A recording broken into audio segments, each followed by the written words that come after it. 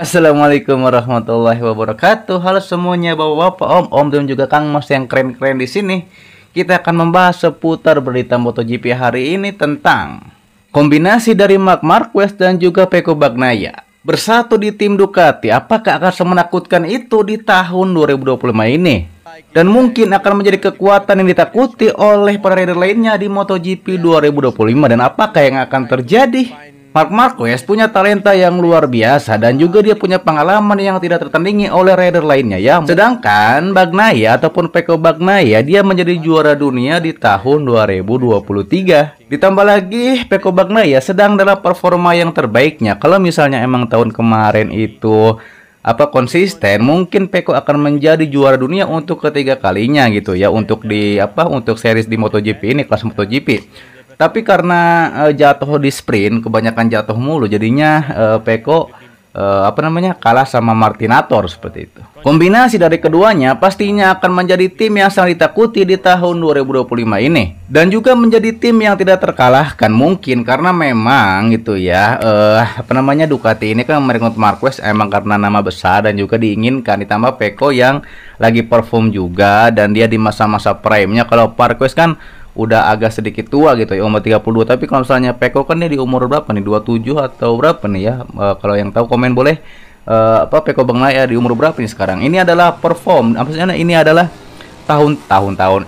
Ini adalah masa prime-nya, masa terkuatnya Pecco untuk bisa terus jurdun lagi seperti yang diajarkan oleh gurunya, yaitu harus jurdun seperti itu. Tapi memang kalau diukur-ukur, tim yang terkuat memang Ducati gitu ya. Walaupun kehilangan tim satelit Pramac, namun kan bertambahnya Marquez ke tim mungkin itu akan menghilang jadi Ducati ini tidak tidak keberatan kehilangan 3 rider, Enea, Martin dan juga Bezzecchi, karena kedatangan Marquez ke pedok mungkin itu sama timbal baliknya mungkin ya, maksudnya itu menambah kekuatan ataupun ya menambah kekuatannya sangat OP. Jadi lebih memilih Marc Marquez daripada 3 ridernya itu karena memang reputasi sangat luar biasa, pengalaman yang tidak tertandingi, dan juga memang tim ini adalah tim juara dunia gitu. Jadi ini akan menjadi dominasi yang sangat kuat Ducati di tahun 2025. Tapi kan itu juga harus bisa menenangkan dua belah pihak ini, jangan sampai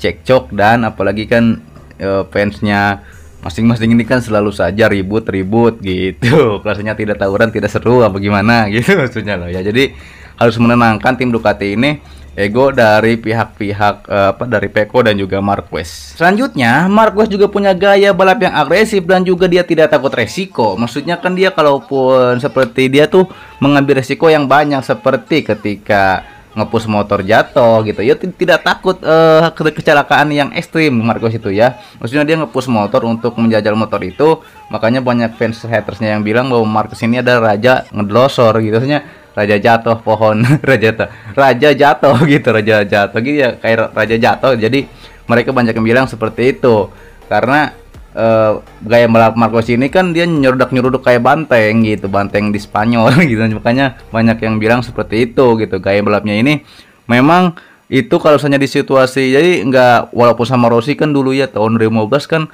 nggak segan-segan sama senior pun gitu, di agresif gitu, tidak tidak kenal kata senior atau apa, itulah namanya balapan. Jadi ya kayak gitu. Sedangkan Pecco Bagnaia adalah tipe rider yang membalapnya secara halus dan juga terstruktur. Makanya waktu itu Opa Tardozzi memarahi Pecco ini yang seperti pria sejati, maksudnya tidak agresif seperti banteng gitu, maksudnya tidak agresif, tidak seperti maksudnya agresif gitu kan ada, kalian bisa bedain lah gitu ya, om-om dan bapak bisa bedain antara agresif dan juga halus dan struktur. Kalau Pecco kan dia lebih gaya balapnya nggak agresif, bersih gitu ya. Terus dia juga mempunyai strategi, maksudnya strateginya itu struktur. Jadi dia nih udah disusun sama dia sebelum sprint atau sebelum balapan utama.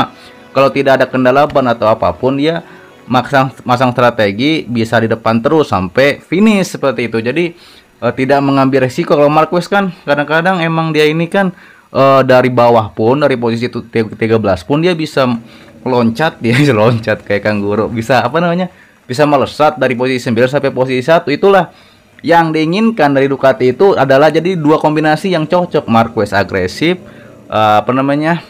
tidak kena resiko, Sedangkan Peko adalah yang halus dan juga terstruktur, strategi, main strategi dan juga halus kayak balap. Jadi ini adalah kombinasi yang cocok gitu ya. Tapi memang jadi kan kalau misalnya dua-duanya halus dan dua-duanya halus gitu kan, itu tidak seru seperti itu, tidak ada drama gitu ya. Dan seperti yang saya bilang, keduanya akan saling melengkapi satu sama lain dan juga memberikan yang terbaik bagi tim Ducati ini karena gaya agresif dan juga struktur ataupun halus gitu seperti sutra gitu. Jadi supaya kombinasi ini akan menghancurkan gitu ya rider-rider lainnya seperti Martin, Pedro Acosta. Tapi itu kan pabrik lain juga tidak boleh diremehkan karena memang mereka juga berkembang juga. Daripada itu Ducati membuat tim terkuat, tim Jordan gitu ya, untuk mengalahkan rider-rider lainnya dari tim-tim pabrikan, terutama tim-tim pabrikan yang sedang berkembang, untuk menegaskan bahwa Ducati adalah masih mendominasi tahun 2025 ini.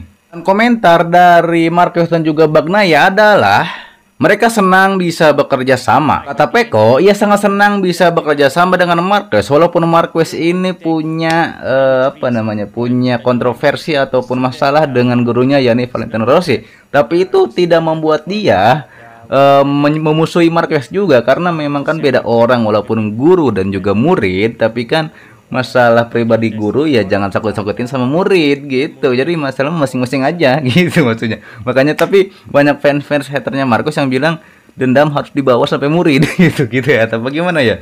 Jadinya jangan kayak gitu. Jadi soalnya Peko ini adalah orang yang kalem aja gitu. Maksudnya dia katanya masalah gurunya ya masalah gurunya, dia mah nggak ikut-ikutan, dia mah pokoknya fokus aja balapan kayak gitu. Peko meneruskan bahwa Marquez adalah pembalap yang hebat dan ia yakin mereka berdua bisa meraih kejayaan bagi Ducati. Maksud dari Peko itu adalah maupun dia ataupun Marquez yang jadi Jordan gitu ya, itu akan membuat tim Ducati semakin berjaya. Tapi kan gitu, jadi Bagnaia pastinya ingin belajar dari Marquez. Maksudnya dia karena pengalamannya tidak tertandingi Marquez ini ya, dia juga Peko ini juga terlalu semangatnya kedatangan Marquez, dia harus juga membuktikan, apalagi dia lagi masa prime-nya, apalagi ini adalah masa terkuatnya Peko Bagnaia. Daripada itu dia juga ingin membawa kejayaan bagi Ducati, entah ia ataupun Marquez. Tapi pastinya nanti ketika race tidak ada yang namanya tim maksudnya tidak ada namanya sepedok. Maksudnya kalau misalnya sepedok itu kan lagi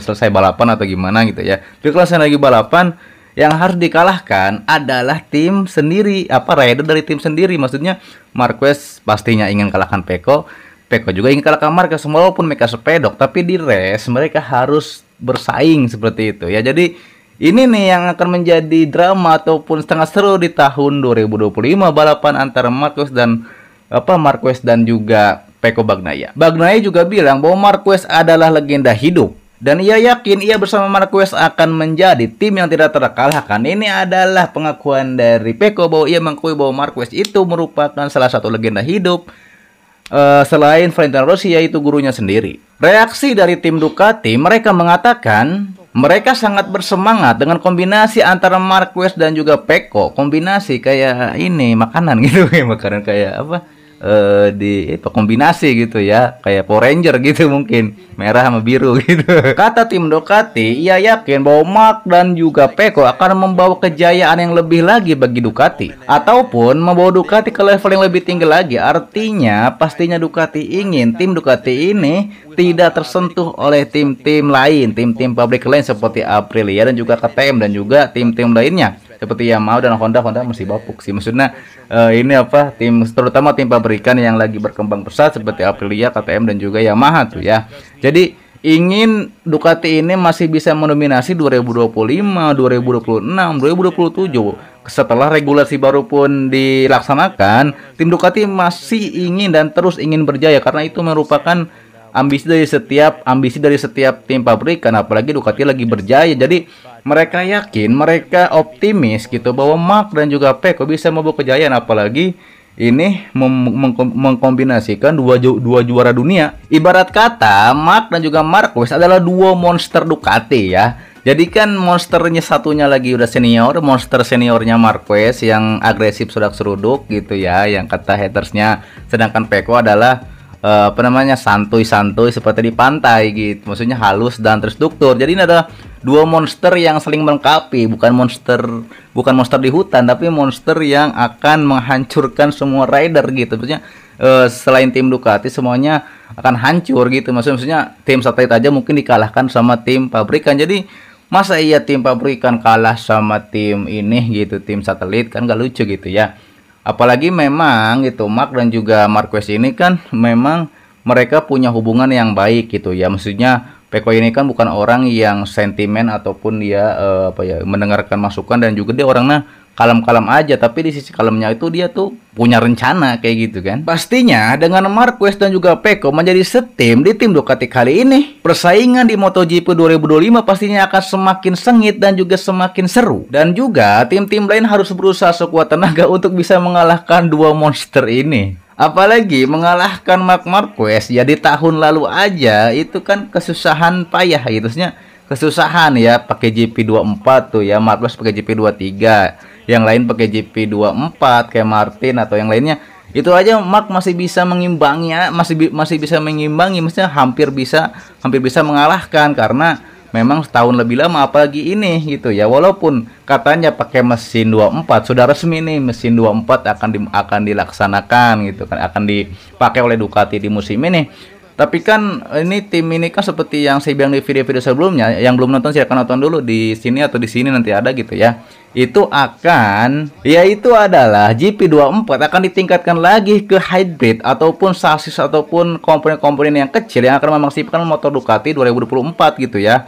Karena tidak jadi memakai GP25 ya karena keterbatasan head braking gitu ya. Jadi itulah yang membuat Ducati akhirnya memilih Ducati 24 sesuai dengan keinginan dari para ridernya seperti Marquez dan juga Peko. Dan itu, tapi kan tim-tim lain juga tidak bisa diremehkan. Maksudnya kan walaupun Ducati sekarang menduetkan dua monster ini, tapi kan di sisi lainnya, di tim pabrikan yang lainnya juga ada pembalapnya sudah beda-beda. Tim pabrikan diisi sama rider yang emang dia berpotensi bisa mengalahkan, maksudnya berpotensi, maksudnya jago lah gitu ya. Seperti Pedro Acosta udah terbukti dia di tim satelit gas-gas udah terbukti dia bisa perform gitu ya, karena emang dia kadang sering jatuh doang gitu, masih muda gitu, masih muda juga gitu kan ya.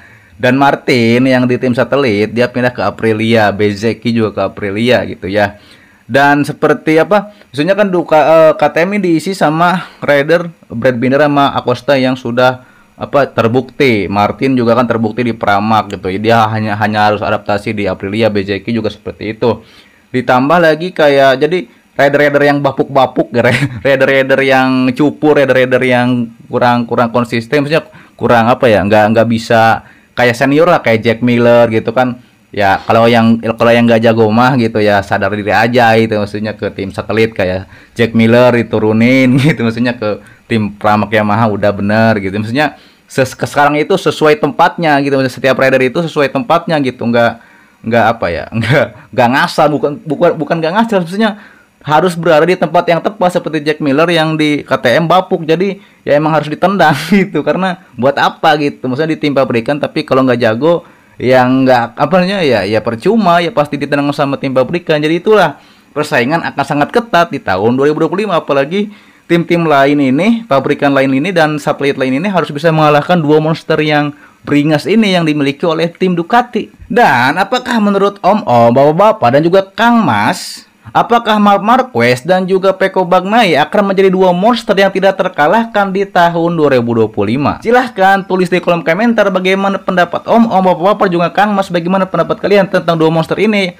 Apakah akan tidak terkalahkan ataukah akan ada yang mengalahkan? Setidaknya siapa gitu, tim pabrikan Aprilia atau KTM mungkin yang bisa sedikitnya merepotkan siapa gitu ya menurut Bapak-bapak, Om dan juga Kang Mas ini? Silahkan komentar apakah tidak terkalahkan atau akan ada yang mengalahkan seperti itu. Dan kita tunggu aksinya di musim ini. Daripada itu, untuk bisa live reaction ataupun ketika live reaction di sini gitu. Jadi kita saya nonton di sini gitu, Bapak Kang Mas nonton di sono, kita reaction bareng gitu. Mau gitu. Kayak gitu tuh pengen gitu. Pak, subscriber nih belum ini gitu, belum menanjak, belum melesat. Jadi tolonglah gitu ya, sebarkan ke teman-teman yang sudah subscribe. Terima kasih banyak, semoga apa yang kalian inginkan tercapai. Dan juga pastinya sebar ke teman-teman kalian yang belum subscribe, silahkan subscribe juga agar tidak ketinggalan setiap video GP yang terbaru yang yang saya bahas lebih seru dan lebih wow. Jangan lupa juga loncengnya diaktifkan ya, lonceng sekolah, lonceng notifikasi biar tidak ketinggalan setiap upload video terbaru. Oke. Terima kasih yang sudah menonton sampai detik ini. Sehat-sehat buat kalian semua, Kang Mas, Om dan juga Kang Mas yang keren-keren di sono. Sampai jumpa kembali di video pembahasan MotoGP berikutnya. Assalamualaikum warahmatullahi wabarakatuh.